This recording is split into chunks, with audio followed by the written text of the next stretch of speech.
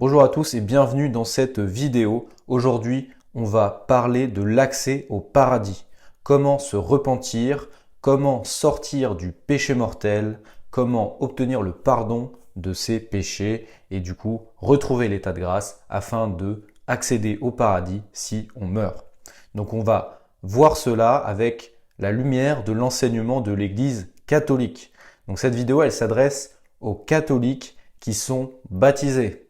D'accord? Si vous n'êtes pas encore baptisé, cette vidéo n'est pas faite pour vous. Après, vous pouvez la voir si vous êtes curieux, mais cette vidéo, elle s'adresse principalement à ceux qui sont baptisés et spécialement pour ceux qui ne se sont pas confessés depuis longtemps et qui veulent revenir à la foi et qui sont un peu confus ou perdus sur c'est quoi exactement l'enseignement de l'Église sur le pardon des péchés mortels. Donc comment justement retrouver l'état de grâce afin d'accéder au paradis.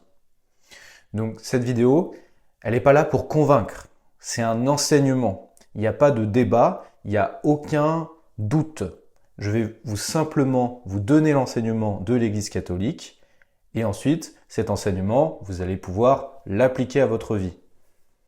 Donc pour cela, je vais utiliser le catéchisme de Saint Pie X.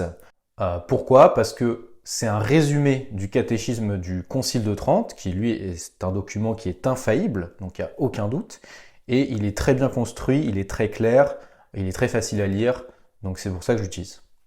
Je vous mets le lien du catéchisme de Saint Pie X en description en PDF, pour qu'ensuite, après avoir visionné cette vidéo, vous pouvez aller le lire, en apprendre davantage, par exemple sur les 10 commandements ou sur d'autres sujets, pour vraiment bien comprendre l'enseignement de l'Église.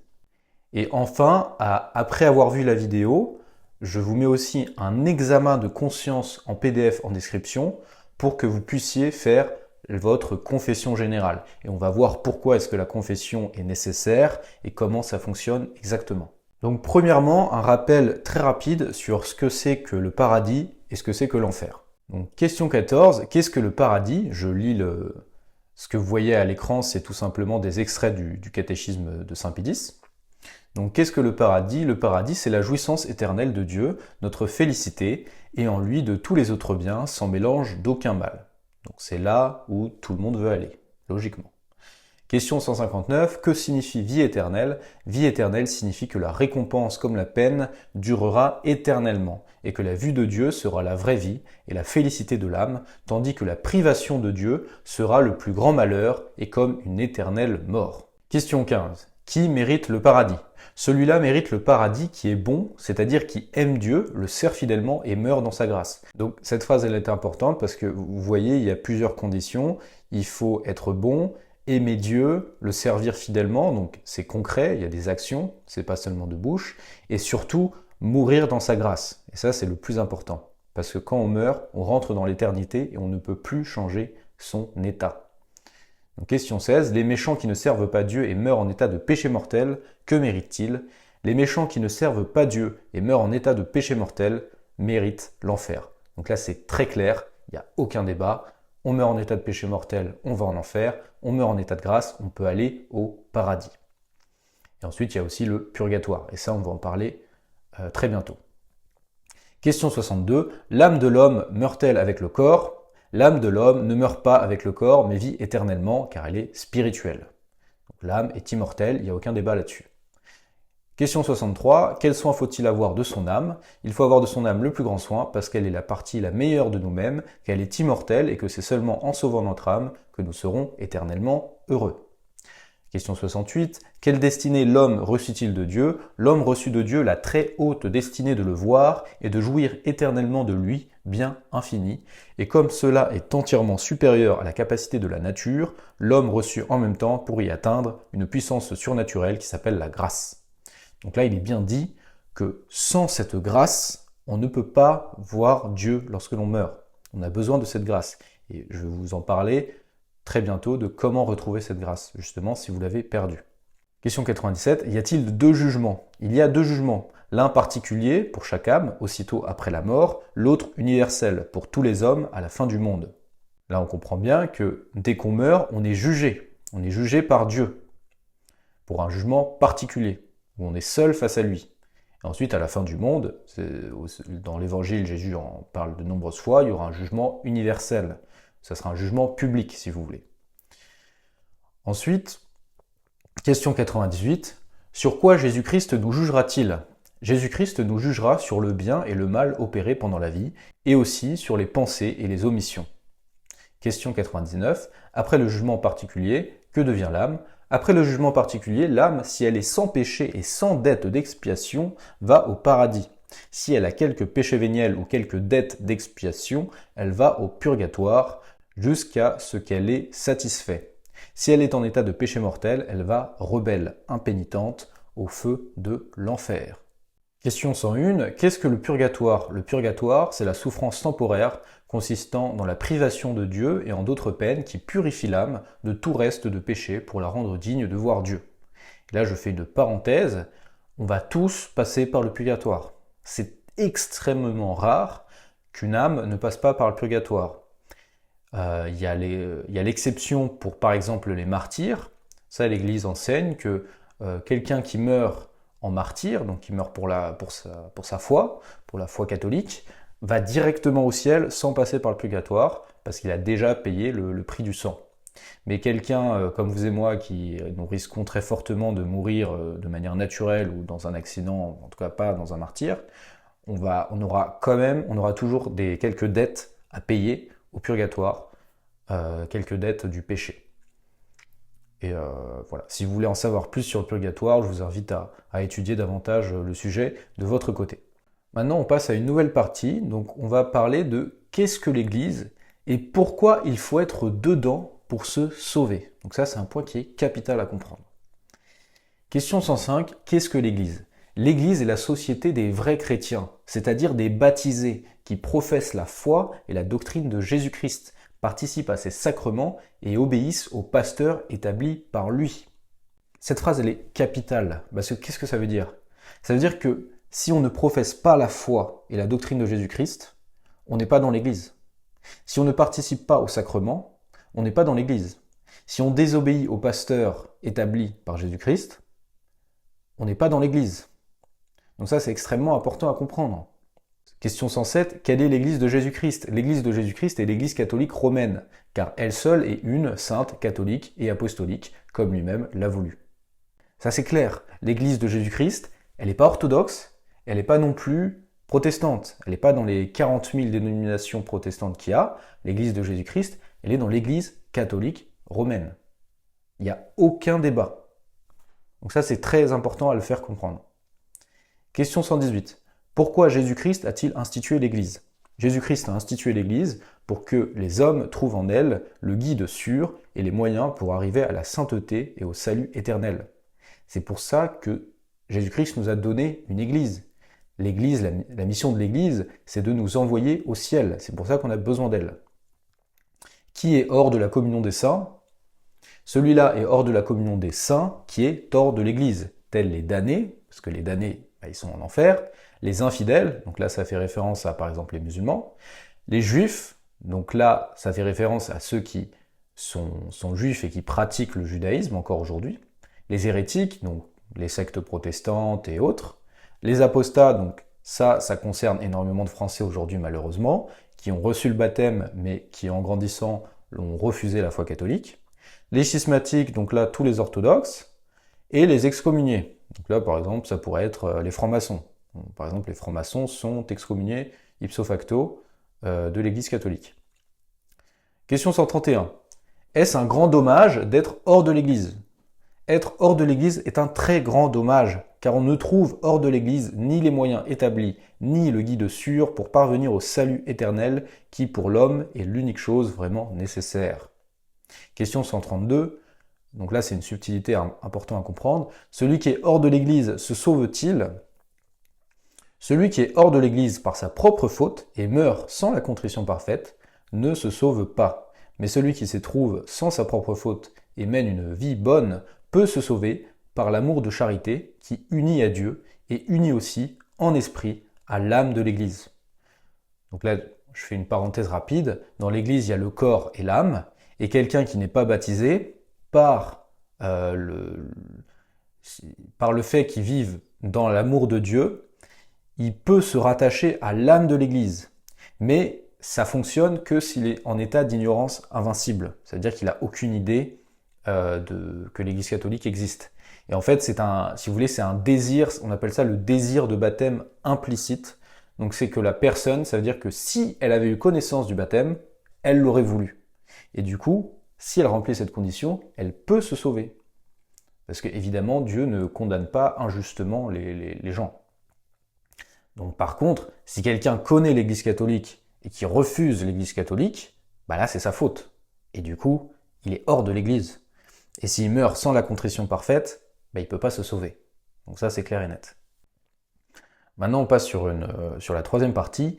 Qu'est-ce que le péché? Parce que faut bien comprendre ce que c'est. On ne peut pas regretter nos péchés si on ne comprend pas ce que c'est.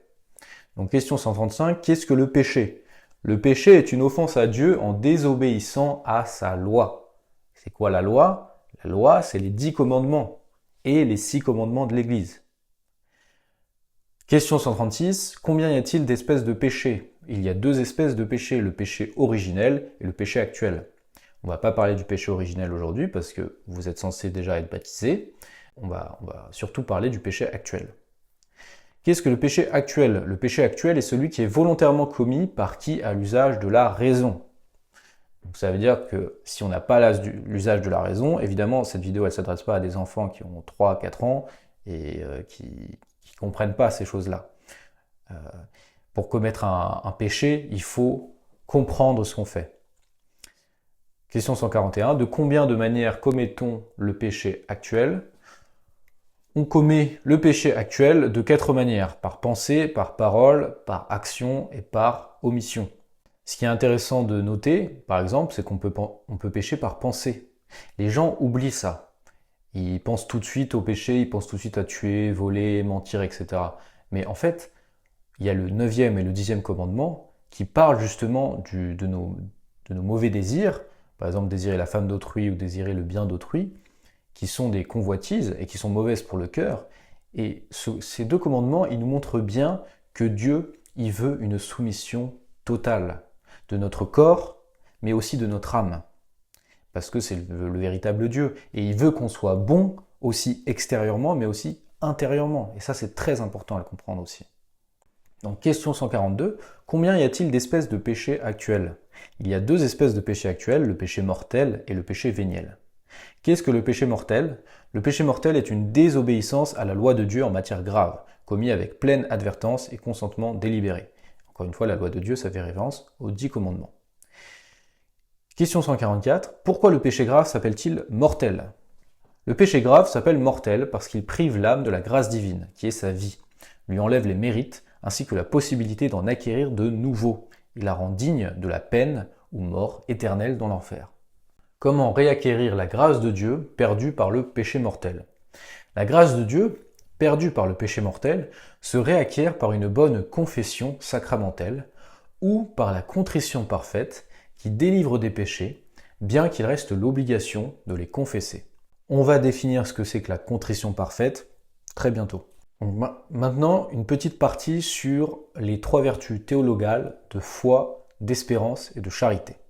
Cette partie, elle est fondamentale à comprendre parce que sans charité, on ne peut pas accéder au ciel. Parce que comme vous allez le comprendre, la charité, quelqu'un qui est en état de charité est aussi ipso facto obligatoirement en état de grâce. Donc je vais vous l'expliquer tout de suite. Donc la foi, qu'est-ce que la foi? La foi est cette vertu surnaturelle par laquelle nous croyons sur l'autorité de Dieu, les vérités qu'il a révélées, et qu'il nous propose à croire par le moyen de l'Église.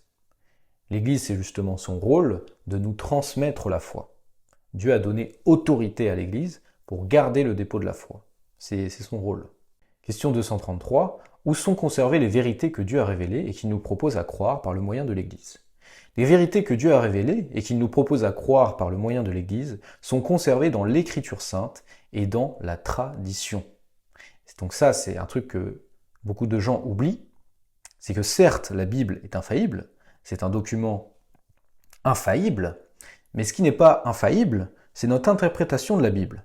Parce que n'importe qui, là je fais référence aux protestants, utilise son libre examen pour lire la Bible, et en fait, Ils disent qu'ils sont sola scriptura, mais non, ils sont sola interprétation personnelle de la Bible.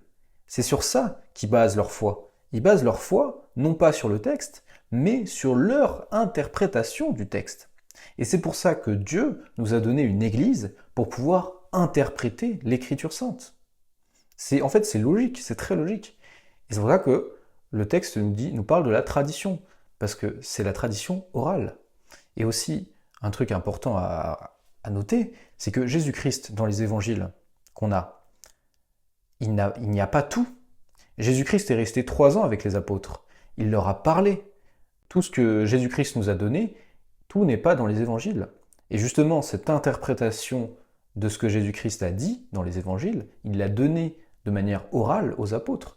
Et Jean, à la fin de l'évangile de Jean, Jean nous dit qu'on n'aurait jamais pu concilier dans tous ces livres tout ce que Jésus-Christ a enseigné et a fait, parce qu'il y a tellement de choses.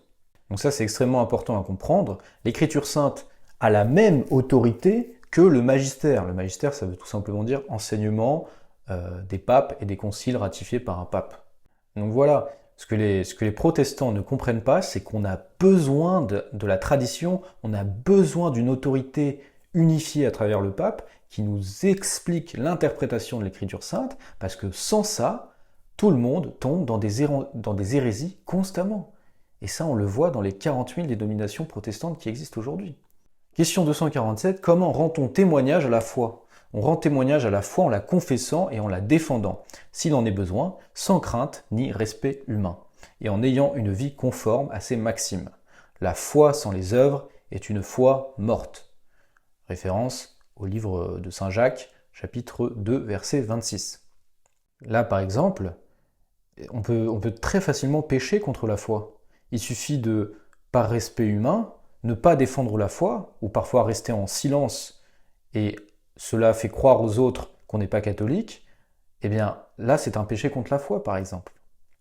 Maintenant, passons à l'espérance. Qu'est-ce que l'espérance ? L'espérance est cette vertu surnaturelle par laquelle nous avons confiance en Dieu et attendons de lui la vie éternelle ainsi que les grâces nécessaires pour la mériter ici-bas par les bonnes œuvres.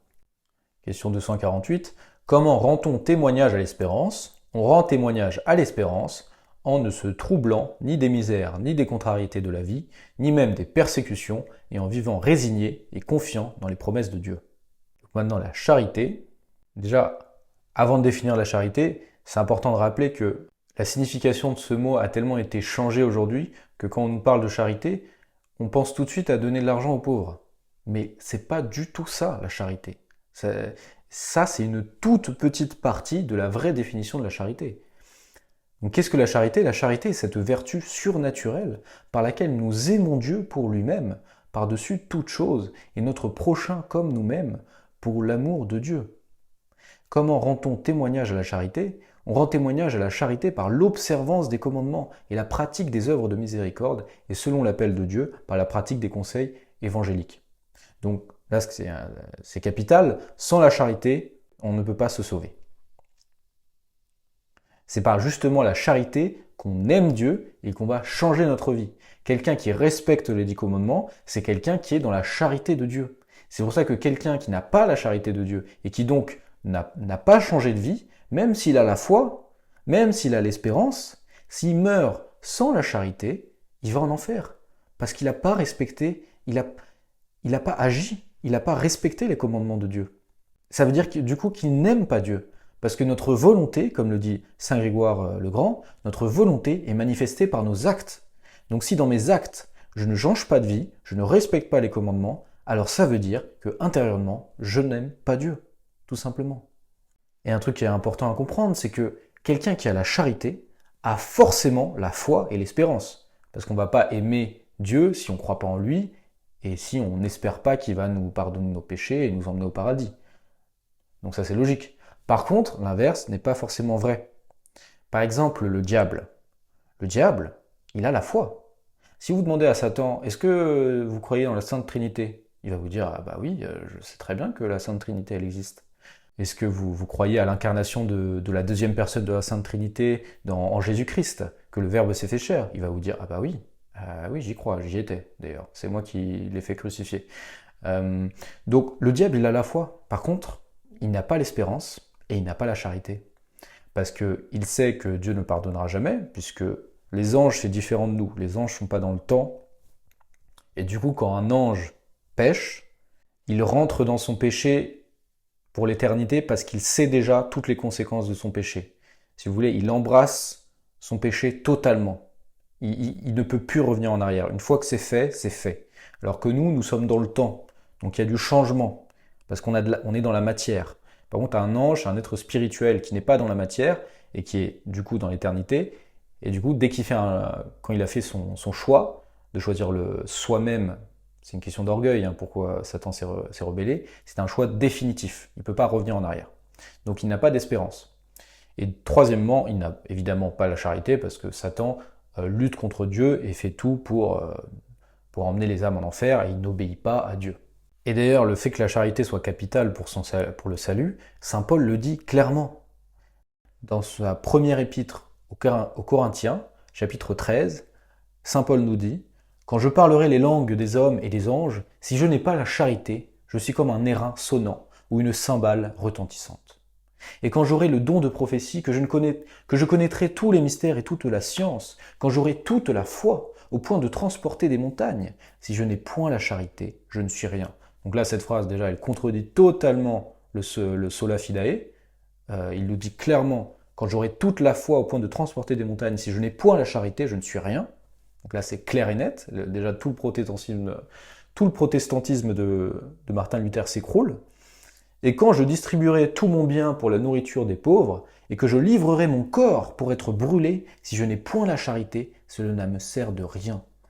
Donc même si quelqu'un, donc déjà, donne de la nourriture aux pauvres, etc., on a bien compris que c'est pas ça la charité, et même si je livrerai mon corps pour être brûlé, donc même quelqu'un qui se fait tuer, etc., si c'est pas pour Dieu, eh bien, s'il n'a pas la charité, cela ne me sert de rien, dit saint Paul. Donc ça, c'est capital à comprendre. Maintenant, passons à la partie la plus... Une des parties, toutes les parties sont importantes, mais cette partie-là, elle est aussi très importante, le sacrement. On va parler de la confession. Donc comment nous sanctifient les sacrements? Les sacrements nous sanctifient soit en nous conférant la première grâce, sanctifiante, qui efface le péché, soit en augmentant la grâce quand nous la possédons déjà. Par quel sacrement la grâce première nous est-elle conférée? La grâce première nous est conférée par le baptême et la pénitence, appelés sacrements des morts, parce qu'ils donnent la vie de la grâce aux âmes mortes par le péché. Cette vidéo, comme je l'ai dit, elle s'adresse aux baptisés. Donc si vous êtes déjà baptisé, mais que ça fait extrêmement longtemps, des années que vous n'êtes pas confessé, alors vous êtes très probablement en état de péché mortel, sauf si vous avez une contrition parfaite. Mais le problème de la contrition parfaite, c'est qu'on n'est jamais sûr qu'on l'a eu.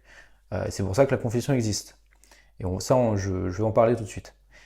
Quels sont les sacrements les plus nécessaires pour faire son salut? Les sacrements les plus nécessaires pour faire son salut sont les sacrements des morts, c'est-à-dire le baptême et la pénitence, car ils confèrent la première grâce aux vies spirituelles. Le baptême et la pénitence sont-ils également nécessaires? Le baptême et la pénitence ne sont pas également nécessaires, car le baptême est nécessaire à tous les hommes, qui naissent tous avec le péché originel, tandis que la pénitence est nécessaire à ceux qui, depuis le baptême, ont perdu la grâce en péchant mortellement. Si le baptême est nécessaire à tous, personne donc ne peut être sauvé sans le baptême. Sans le baptême, personne ne peut être sauvé. Toutefois, lorsque le baptême de l'eau ne peut être reçu, il suffit du baptême de sang, martyr souffert pour Jésus-Christ, ou du baptême de désir, amour de charité, désireux des moyens de salut institués par Jésus-Christ. Donc, le fait de dire « hors de l'Église, pas de salut », c'est vrai quand on comprend bien cette phrase et qu'est-ce que ça veut dire. Quelqu'un qui est hors de l'Église, quelqu'un qui n'est pas encore baptisé, mais qui a un désir de baptême explicite, en fait, dans le baptême de désir, il y en a deux. Il y a le baptême de désir explicite, donc ça veut dire je sais que le baptême existe et je veux me faire baptiser, et dans les 6 prochains mois, j'ai ma date de baptême, je vais me faire baptiser, donc je suis en baptême de désir explicite, ou implicite, comme j'en ai parlé tout à l'heure, la personne qui, si elle avait connu l'existence du baptême, l'aurait désiré, tout de suite, et qui est en état d'ignorance invincible. Donc déjà, voilà, ce cas-là est très rare, et seul Dieu sait qui est en état de désir, de baptême de désir implicite, seul Dieu sait, on ne peut pas juger. Par contre, le baptême de désir explicite, ça on le sait, si quelqu'un est dans cet état-là ou pas. Voilà, encore une fois, vous, si vous êtes là, vous êtes normalement déjà baptisé. Vous avez déjà effacé le péché originel. Maintenant, on passe à la partie sur la confession. Qu'est-ce que la pénitence ? La pénitence ou confession est un sacrement institué par Jésus-Christ pour remettre les péchés commis après le baptême. Quand le sacrement de pénitence a-t-il été institué par Jésus-Christ ? Le sacrement de pénitence a été institué par Jésus-Christ quand il a dit aux apôtres et en eux à leurs successeurs, recevez le Saint-Esprit, les péchés seront remis à ceux à qui vous les remettrez et ils seront retenus à ceux à qui vous les retiendrez. Évangile de Jean, chapitre 20, versets 22-23. Donc Jésus-Christ a bien donné ce pouvoir, et ça tous les pères de l'Église sont d'accord là-dessus. Jésus-Christ a donné le pouvoir aux apôtres de remettre les péchés. Et ce pouvoir, on doit l'utiliser, on doit obéir à Jésus-Christ. S'il a institué ce pouvoir de pardon des péchés aux apôtres, c'est pas pour rien. On doit utiliser la confession. Un catholique, c'est quelqu'un qui obéit au Christ. Et si on obéit au Christ, on obéit à ses commandements, à ses devoirs, qui est de nous confesser, si on est en état de péché mortel. Combien y a-t-il de conditions requises pour faire une bonne confession, et quelles sont-elles ? Il y a 5 conditions requises pour faire une bonne confession. Premièrement, l'examen de conscience. Deuxièmement, la douleur de ses péchés. Troisièmement, le bon propos de ne plus les commettre. Quatrièmement, la confession. Cinquièmement, la satisfaction ou pénitence. Donc on va expliquer tout ça. Comment se fait l'examen de conscience ? On fait l'examen de conscience en rappelant à son esprit les péchés qui, depuis la dernière confession bien faite, ont été commis par pensée, par parole, par action et par omission contre les commandements de Dieu, contre les commandements de l'Église et contre les obligations de son État. Donc là, c'est important de connaître les commandements de Dieu et les commandements de l'Église et les obligations de notre État, et qu'est-ce que ça implique tout ça ? Malheureusement, je ne peux pas faire une analyse des 10 commandements dans cette vidéo, sinon ça serait beaucoup trop long. Mais sur ma chaîne, vous pourrez retrouver des cours de catéchisme sur les 10 commandements, où j'explique en détail, en lisant tout simplement le catéchisme de Saint Pédis, qui explique les 10 commandements. Et ça, c'est hyper important à comprendre, parce qu'il y a plein de péchés dont on n'a même pas idée qui sont dans les 10 commandements. Donc, question 360. Dans l'examen de conscience, devons-nous rechercher le nombre de péchés ? Dans l'examen de conscience, nous devons rechercher, et même avec diligence, le nombre de péchés mortels. Qu'est-ce que la contrition ? La contrition, repentir ou douleur, est le regret et détestation des péchés commis qui nous fait nous proposer de ne plus pécher. Donc c'est important d'avoir une contrition. Si on aime le péché, on ne peut pas demander à Dieu de nous pardonner. C'est logique. Donc il faut qu'on déteste nos péchés, il faut qu'on fuit le péché. Ça c'est hyper important. Et combien de gens vivent tranquillement en état de péché mortel et ils disent de toute façon Dieu me pardonnera, mais non. C'est soit le péché, soit Dieu. On peut pas, nul ne peut servir de maître à la fois. Soit on aime le péché, soit on aime Dieu. C'est tout. Il n'y a pas de milieu. Il faut choisir. Celui qui n'est pas avec moi est contre moi. Ça, c'est une citation de Jésus-Christ. Combien y a-t-il d'espèces de contrition ? Il y a 2 espèces de contrition. La contrition parfaite et la contrition imparfaite ou attrition. Qu'est-ce que la contrition parfaite ? La contrition parfaite est la détestation des péchés commis en tant qu'ils offensent Dieu, notre Père, infiniment bon et aimable, et qu'ils ont causé la passion et la mort de notre Rédempteur, Jésus-Christ, Fils de Dieu. Donc ça aussi, c'est un dogme de l'Église. C'est les péchés. Pourquoi il y a eu cette passion et la mort de Jésus-Christ sur la croix ? C'est à cause de nos péchés. Donc on est tous responsables. Pourquoi l'appelle-t-on parfaite ? On l'appelle parfaite parce qu'elle naît d'un motif parfait, qui est l'amour filial de Dieu ou charité, et parce qu'elle nous obtient immédiatement le pardon des péchés, bien qu'il nous reste l'obligation de les confesser. Donc là, ça c'est hyper important. Parce que si ça fait des dizaines et des dizaines d'années que vous n'êtes pas confessé, mais que vous avez eu la contrition parfaite à un moment ou à un autre, vous avez peut-être obtenu le pardon de vos péchés. Mais le problème, c'est que ça, vous ne le savez pas. C'est très dur à définir, la contrition parfaite. C'est extrêmement difficile. Et surtout que, si ça se trouve, vous l'avez eu, mais qu'une semaine après, vous avez refait un péché mortel. Donc, C'est pour ça que c'est tellement important de bien connaître les 10 commandements et de se confesser régulièrement. Parce que si vous mourrez en état de péché mortel, c'est l'enfer directement. Comme le catéchisme nous l'enseigne. C'est pas moi qui le dis. C'est l'Église. Et l'Église, elle vient de Jésus-Christ. Donc c'est Jésus-Christ qui le dit.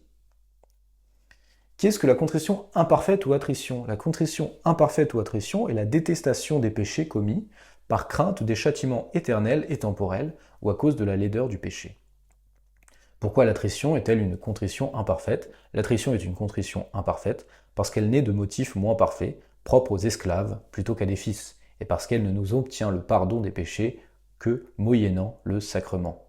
C'est pas négatif dans le sens où si vous voulez vous confesser juste par peur de l'enfer, faites-le. Faites-le parce que c'est le premier pas. C'est justement une grande grâce que Dieu nous a donnée de nous donner l'existence de l'enfer pour justement nous pousser à aller au paradis. Parce que si l'enfer il n'existait pas, combien d'âmes n'auraient rien fait, ne se seraient pas bougées pour aller au paradis. Et parfois c'est comme ça. Au début, on nous pousse avec le bâton, et puis après on comprend pourquoi, et on comprend l'amour de Dieu. Et on arrive justement à cette contrition parfaite. Et ça, c'est pas dit dans le catéchisme, mais je crois que c'est saint Thomas d'Aquin, si je me rappelle bien, qui l'enseigne, c'est que si quelqu'un fait une bonne confession, donc qui respecte toutes les conditions qu'on a énumérées précédemment, et qu'il a une contrition imparfaite, avec la grâce de Dieu, Dieu lui donnera une contrition parfaite, si la confession est bien faite. Ça, c'est aussi hyper important, parce que Dieu est miséricordieux et généreux, et il veut qu'on aille vers lui. Et si on demande, on reçoit. Demandez la contrition parfaite. Demandez maintenant, ou après cette vidéo, à la fin je vais vous donner des prières, qui sont dans le catéchisme d'ailleurs.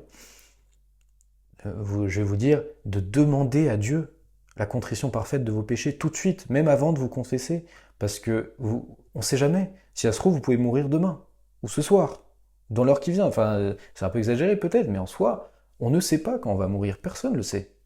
Et c'est pour ça, Dieu... Ça, c'était un père de l'Église qui le disait. Heureusement que Dieu on ne sait pas à quelle heure on meurt, parce que si on savait à l'heure où on mourrait, on vivrait comme des cochons toute notre vie, et je sais qu'à telle date je vais mourir, juste avant, une semaine avant, hop, je fais une bonne confession, je regrette bien mes péchés, etc. Bon, je passerai un peu de temps au purgatoire, parce que j'ai quand même péché pas mal, mais bon, j'irai au paradis. Eh ben non. Je viendrai comme un voleur. Jésus-Christ, c'est ça qu'il a dit. Parce que la mort vient quand on s'y attend pas. Et c'est pour ça qu'un catholique doit vivre en état de grâce tous les jours, toutes les nuits, 24 heures sur 24. Et c'est ça le véritable amour de Dieu, la charité. Est-il nécessaire d'avoir le repentir de tous les péchés commis?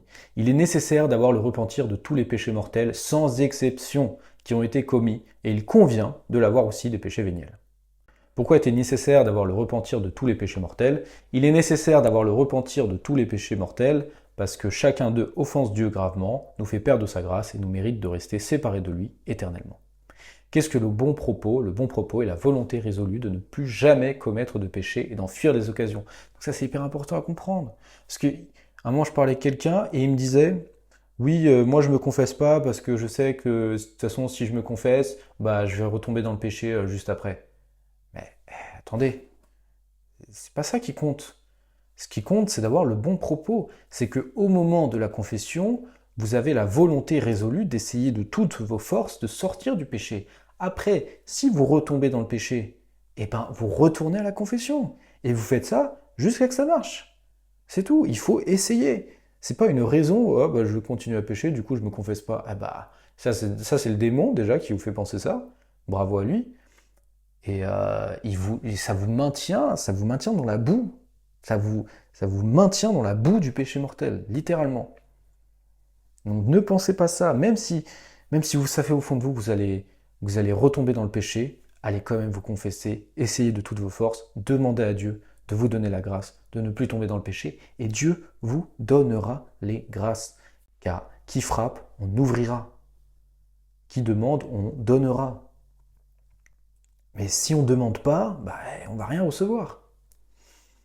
Qu'est-ce que l'occasion du péché? L'occasion du péché est ce qui nous met en danger de le commettre, que ce soit une personne ou une chose.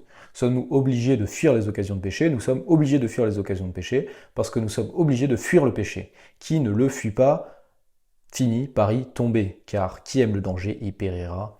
Donc là, c'est hyper important à comprendre. Si quelqu'un va à la confession, il respecte toutes les conditions, hein, mais qui, par exemple, il vit en concubinage avec la femme du voisin, et il regrette vraiment ses péchés, hein. Enfin, en vrai, non.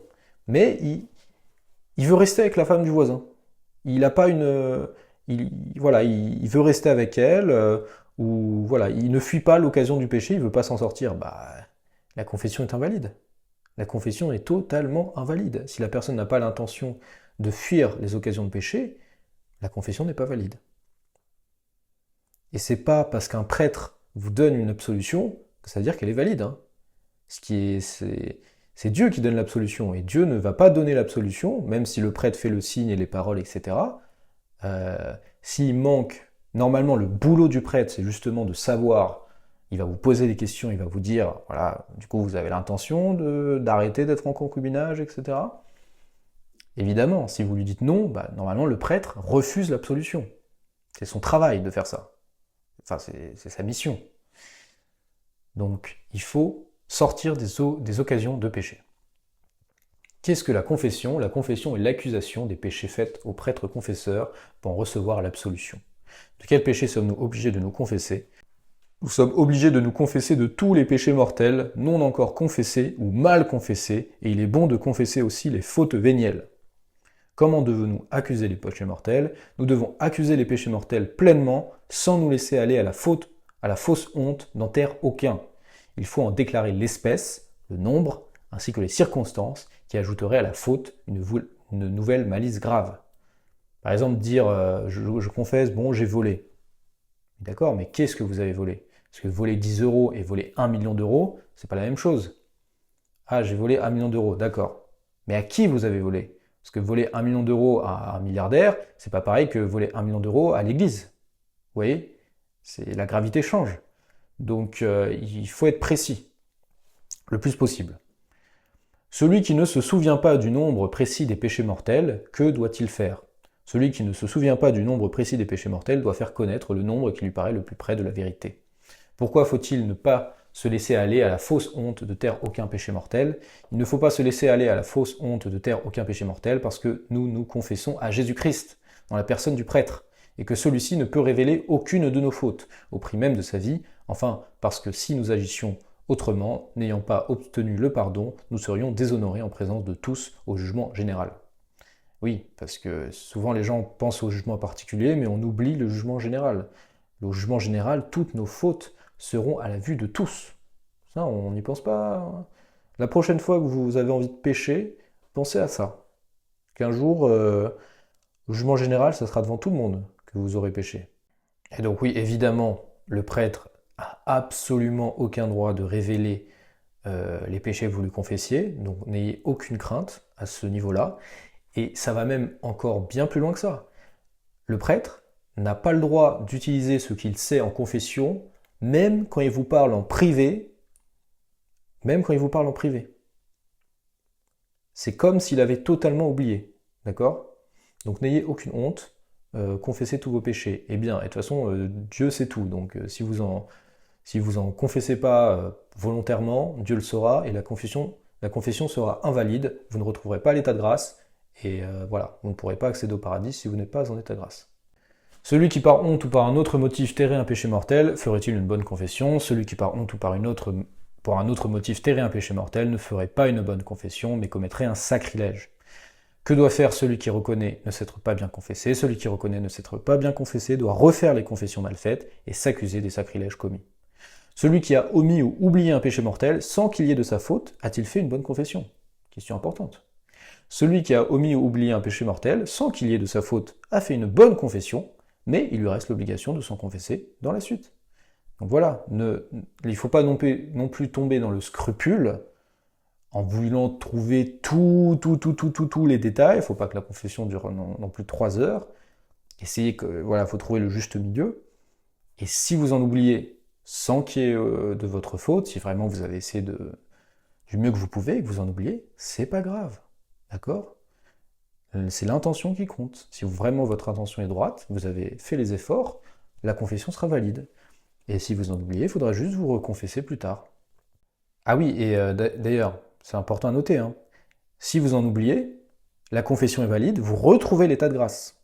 Et quand vous vous rappelez que vous avez oublié certains péchés, vous êtes toujours en état de grâce si vous avez l'intention de les confesser, d'accord? Vous ne perdez pas l'état de grâce. Sinon, ça serait horrible, on s'en sortirait jamais. Donc, par contre, il faut avoir l'intention de les confesser. Si vous dites, bon, allez, j'ai oublié, allez, c'est pas grave, de toute façon, voilà, bah là, vous rentrez dans la présomption, et ça, c'est un péché. Et vous pouvez reperdre l'état de grâce, selon la gravité du péché oublié. Qu'est-ce que l'absolution? L'absolution est la sentence par laquelle le prêtre, au nom de Jésus-Christ, remet les péchés aux pénitents en disant « Je t'absous de tes péchés au nom du Père et du Fils et du Saint-Esprit, ainsi soit-il ». C'est hyper important, hein. Faut que voilà, si le prêtre dit « Je t'absous de tes péchés au nom du Père et du Fils », ainsi soit-il, c'est pas valide. C'est précis. Les mots sont importants. Les péchés, une fois remis par l'absolution, la peine méritée est-elle remise aussi? Les péchés, une fois remis par l'absolution, la peine éternelle méritée par le péché est remise aussi, mais si on n'a pas une contrition très parfaite, il reste ordinairement à expier en cette vie ou en l'autre une peine temporelle. Alors là, par contre, je n'ai pas la définition de la contrition très parfaite, mais en soi, c'est pas hyper important non plus à savoir, mais je pense que ça veut dire qu'on a une contrition par amour de Dieu qui est vraiment un très haut degré de charité, un très haut degré d'amour. Ça peut se manifester par exemple par des larmes de regret, etc. Et là, ça c'est le secret de Dieu. Si justement on arrive à un certain point de charité, Dieu peut nous remettre aussi les peines temporelles qui sont liées au péché, et du coup ça peut réduire justement nos peines au purgatoire. Et ça, vous pouvez le demander à Dieu. Donnez-moi la contrition très parfaite, Seigneur. Donnez-moi le regret profond du péché. Aidez-moi à comprendre la gravité du péché par la très sainte croix de Jésus-Christ. Et ça, c'est pour ça qu'il faut méditer sur la passion, parce que c'est en regardant Jésus-Christ se faire flageller, se faire frapper, se faire cracher dessus, se faire blasphémer, se faire traîner avec sa croix, perdre tout ce sang, se faire couronner d'épines avec des épines de 5 cm dans le crâne, se faire clouer dans les poignets, dans les pieds, etc. Tout ça, c'est pourquoi? C'est pour nous montrer à quel point le péché déplaît à Dieu. C'est pour ça, en fait. Et en méditant sur la passion, c'est là où on va trouver la contrition, justement, très parfaite. Et tous les saints nous disent, méditez, méditez, méditez sur la passion. Méditez sur la passion. Ça, c'est hyper important. Qu'est-ce que la satisfaction aux pénitences sacramentelles? La satisfaction aux pénitences sacramentelles est la bonne œuvre imposée par le confesseur en punition de la faute, en correction du pécheur et en déduction de la peine temporelle méritée par le péché. Donc ça peut être par exemple une prière à dire, selon la confession qui a été faite. Alors là, c'est pas dit, mais enfin c'est dit implicitement. En correction du pécheur, c'est-à-dire par exemple si vous avez volé 1 million d'euros, le prêtre va vous donner, enfin il va vous dire même dans la confession, est-ce que vous avez l'intention de rendre? Si vous le pouvez, évidemment. Si vous le pouvez, et que vous dites oui, le prêtre va vous donner l'absolution. Mais si vous dites ah bah non, je préfère les garder, le prêtre va pas vous donner l'absolution. Voilà. Il faut qu'il y ait une intention droite. Et ensuite voilà, comme pénitence, vous allez avoir soit des prières, souvent c'est des prières, mais parfois ça peut être autre chose. Selon le prêtre, ça c'est à la discrétion et au jugement du prêtre. Quand doit-on faire la pénitence sacramentelle? Il convient d'accomplir la pénitence sacramentelle au plus tôt, si le confesseur n'en a pas assigné le temps. Voilà. La pénitence sacramentelle suffit-elle à nous libérer de toute la peine temporelle méritée par le péché? La pénitence sacramentelle ne suffit pas d'ordinaire à nous libérer de toute la peine temporelle méritée par le péché, aussi est-il bon d'y suppléer par d'autres œuvres de pénitence et de piété, ainsi que par les indulgences. Là, on a le sujet des indulgences qui arrive, qui ne plaît pas du tout aux protestants. Dès que les protestants ils entendent le mot indulgence, ah, hérésie, hérésie, hérésie. Mais attendez, qu'est-ce que c'est qu'une indulgence exactement? Et c'est sûr que quand on nie l'existence du purgatoire, comme la plupart des protestants, on ne comprend pas les indulgences. Mais en fait, les indulgences, c'est quelque chose de très logique. Donc on va voir ça. Quelles sont les œuvres de pénitence et de piété? Les œuvres de pénitence et de piété sont les jeûnes, les mortifications, les actes de miséricorde spirituelle et corporelle, les prières et l'usage pieux de ces objets bénis et de ces rites sacrés qu'on nomme sacramentaux, tels que l'eau bénite et les bénédictions diverses, etc. Donc qu'est-ce qu'une indulgence? Une indulgence est une rémission de peine temporelle due pour les péchés. L'Église la concède sur certaines conditions aux âmes en état de grâce, en leur appliquant les mérites et les satisfactions surabondantes de Jésus-Christ, de la Sainte Vierge et des saints, qui constituent le trésor de l'Église. Combien y a-t-il de sortes d'indulgences? Il y a deux sortes d'indulgences, les indulgences plénières et les indulgences partielles. Donc on ne va pas rentrer non plus trop profondément dans le sujet, ce n'est pas le sujet de la vidéo, mais c'est quand même important de savoir que les indulgences existent et qu'elles sont justement là pour le purgatoire. Et qu'il y en a qui sont partielles, c'est-à-dire qu'elles vont remettre un bout, si vous voulez, parce que le purgatoire est temporel, donc un bout des peines temporelles, et ensuite il y a des indulgences plénières. Et les indulgences plénières, elles ne sont pas faciles à obtenir, hein. Je vous le dis tout de suite, c'est pas non plus, c'est pas des tickets, d'accord?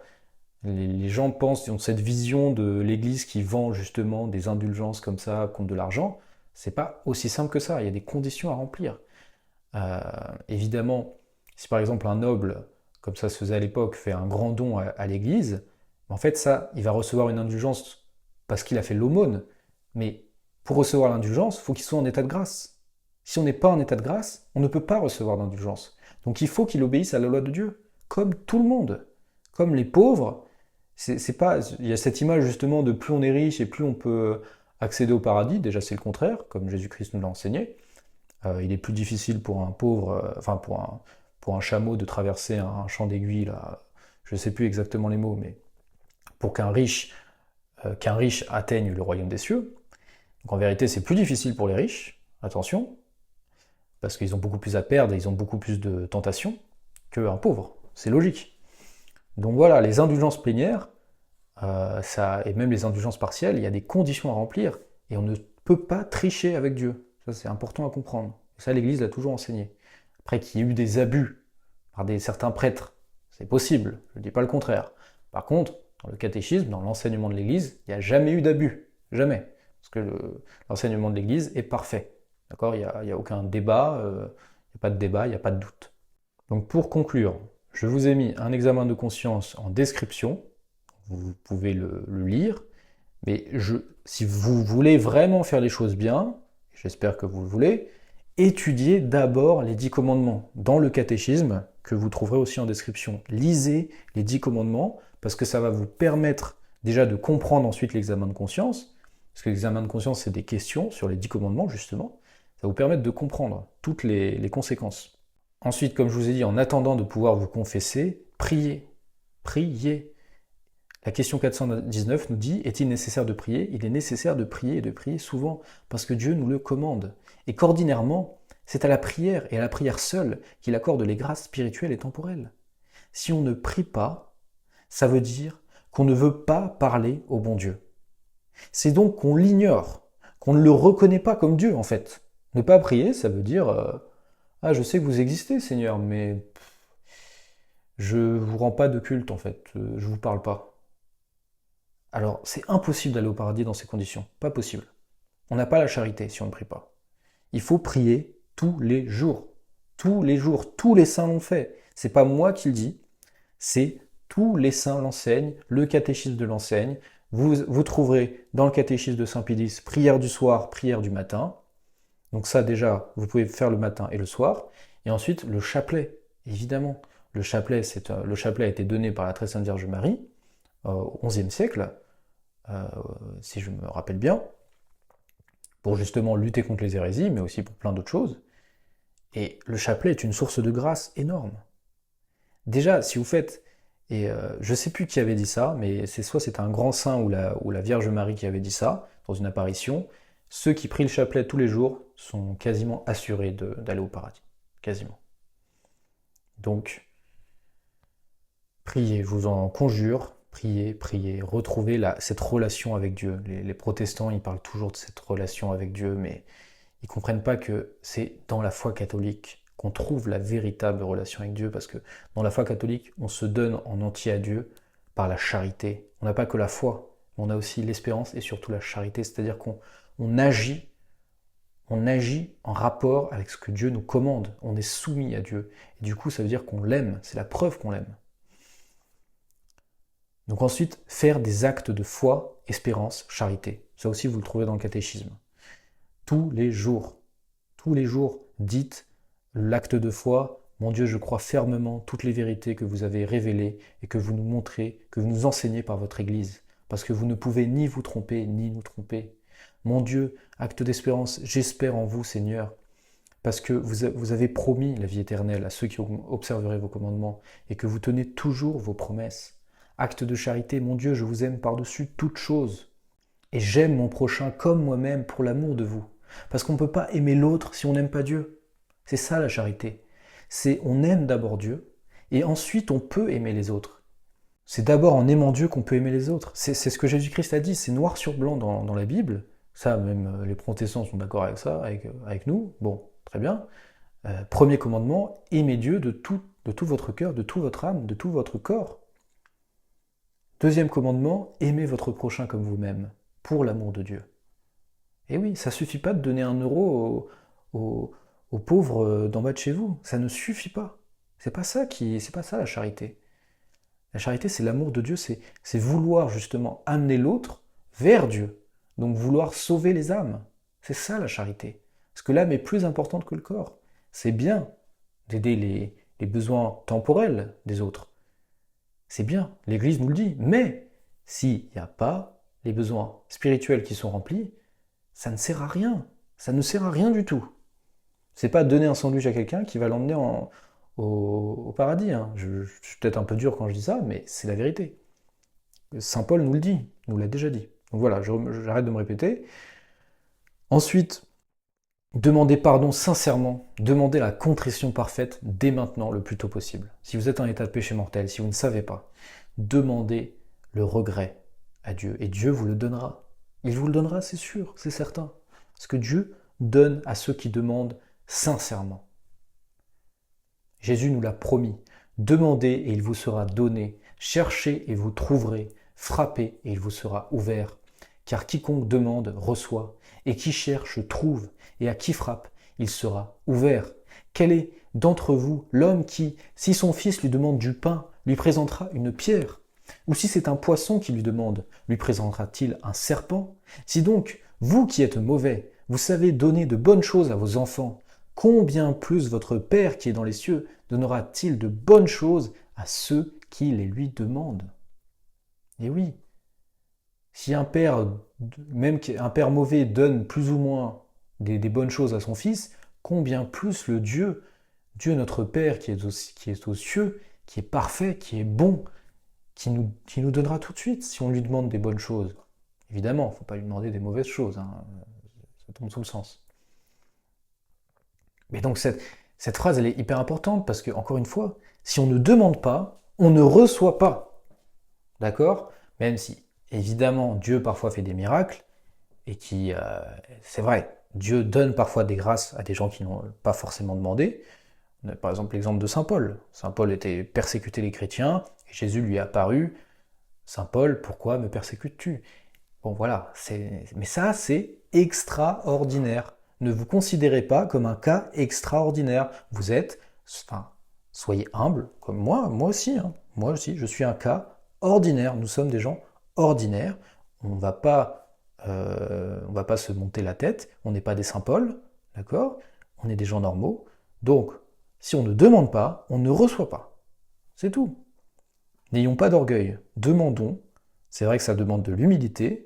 Et toute la foi, saint Thomas d'Aquin enseigne que les vertus sont fondées sur l'humilité, parce que sans humilité, on ne peut pas se mettre à genoux devant Dieu, c'est pas possible. D'accord? Et évidemment, dernier conseil, avant-dernier conseil, sortir du péché dès maintenant. D'accord? Étudiez les 10 commandements, lisez le catéchisme et sortez du péché, changez votre vie, que ça soit concret, que ça soit pas que des paroles, mais essayez. L'important c'est d'essayer, d'accord? Et Dieu vous donnera les grâces. Voilà, c'est vraiment la foi catholique, c'est de l'espoir. C'est Dieu, il nous donne cette espérance. D'accord? On a le droit d'espérer en Dieu. D'accord? Il faut lui demander et Dieu nous le donnera, il nous l'a promis. Voilà, Dieu ne ment pas. D'accord? Il n'y a que Dieu est infaillible. Les hommes sont faillibles. C'est pour ça qu'à un moment dans l'Ancien Testament, il est écrit « Il est fou celui qui met sa confiance dans les hommes, mais il est sage celui qui met sa confiance en Dieu. » Et oui, parce que l'homme est faillible alors que Dieu est infaillible. Et enfin, rechercher un prêtre validement ordonné qui est catholique. D'accord Parce qu'aujourd'hui, l'Église traverse une crise assez grave. Peut-être que vous n'êtes pas au courant, mais vous allez le devenir, vous allez être au courant très rapidement, si vous êtes catholique et vous faites vos recherches. L'Église traverse une crise assez compliquée, et il y a beaucoup de l'hérésie du modernisme qui se propage partout, même chez les prêtres. Par exemple, j'ai entendu dire, et voilà, c'est un fait, que beaucoup de prêtres maintenant, dans les églises modernes, confessent dehors. Voilà, confessent public, face à face, quoi, comme si on était devant un psy. Bref. Donc ça ne va pas du tout. C'est pas comme ça que l'Église a voulu que les confessions se fassent. Les confessions, ça se fait dans un confessionnal. Donc voilà, rechercher un prêtre catholique. Voilà, c'est mieux si il est dans la tradition, un véritable prêtre qui connaît bien sa foi. Voilà, on peut plus. Aujourd'hui, c'est compliqué, la situation est complexe. Donc, recherchez vraiment un prêtre validement ordonné, parce qu'il y a aussi des doutes sur les nouveaux rites de consécration épiscopale et les nouveaux rites d'ordination. Il y a des doutes, et en tant que catholique, on n'a pas le droit de douter. Il faut qu'on aille au. On ne peut pas douter, il faut qu'on aille à la certitude. Donc voilà. Et ça, je pense que je ferai d'autres vidéos sur ce sujet-là. Mais voilà, trouvez un prêtre validement ordonné, qui est catholique, et confessez-vous. Pour l'amour de Dieu, confessez-vous. Retrouvez l'état de grâce pour que nous puissions un jour nous retrouver tous au ciel. Au nom du Père et du Fils et du Saint-Esprit, ainsi soit-il.